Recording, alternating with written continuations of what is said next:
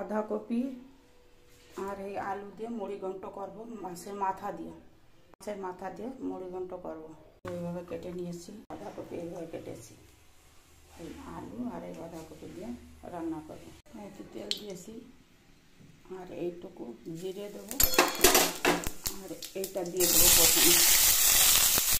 লবণ হলুদ কিছু দেবো না, হালকা নিয়ে ভেজে নেবো, কারণ বাঁধাকপি দেবো তখন লবণ একটু হালকা ভেজে নেব।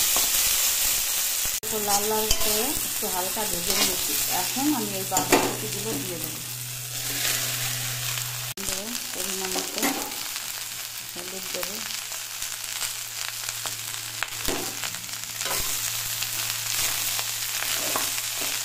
এখন নাড়াচাড়া করে একটু নরম হয়ে গেছে। এখন আমি কাঁচা লঙ্কাগুলো দিয়ে দেবো আর এই মাছের মাথা দিয়ে দেবো। নাড়াচাড়া করে নিতে নেব। এটা হতে হতে আমি একটু কাঁচা জিরে আর আদা বেটে আমি নেব। ভাজাটা কত সুন্দর দেখা যাচ্ছে, দেখতে যেমন খেতে হবে। এখানে জিরে একটু চোখে তুলেছি, দিয়ে দেবো। এরপর আদাও দেবো, একটু বাটতে বাটি।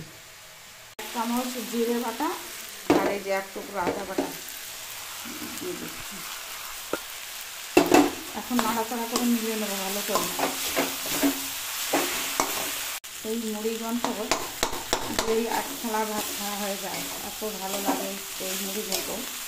বাঁধাকপিতে যে মাছ পড়েছে, মাছের মাথা, কাঁচা লঙ্কা, যে জিরে বাটা লাস্টের দিকে দিয়েছি, আর একটুখানি 5 মিনিট জাল হবে, তো আমি তুলে নেব।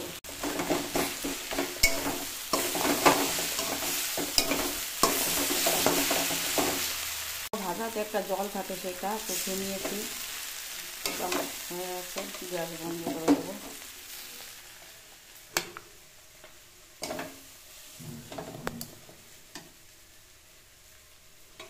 মুড়ি ঘন্ট আমার রেডি। বাঁধাকপি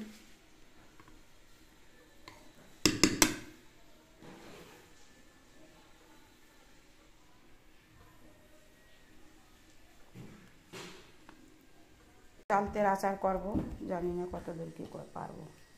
বাঁধাকপি রেসিপি রেডি। এখন